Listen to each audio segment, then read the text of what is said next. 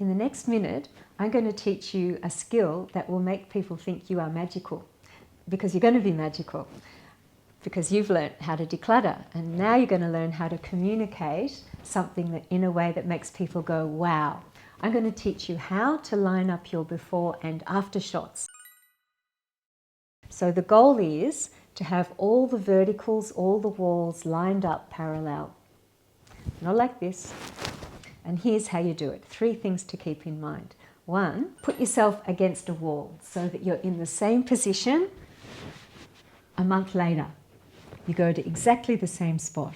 I do the 4 corners of the room and the 4 centers of the room. Back to the wall. Number 2 is put your elbows down by your side. Your arms will be the same length all the time. You don't want to be taking a photo like this or that, because you will never get that angle again. 2 hands. Breathe out. Click. And check that the camera is parallel to the wall. So it's not forward, not back.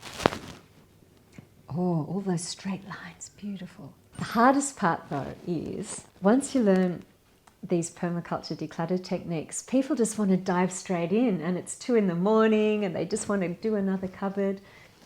Got to really almost write a note to yourself. Remember to take the before photo, because they're really rare and precious. The after photos you can keep taking. You can never get a mess back again.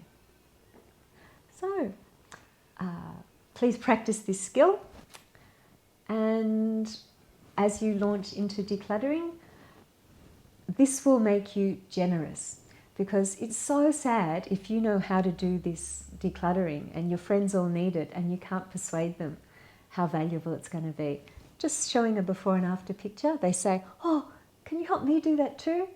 And so much pain gets taken out of the world. We want this culture to spread.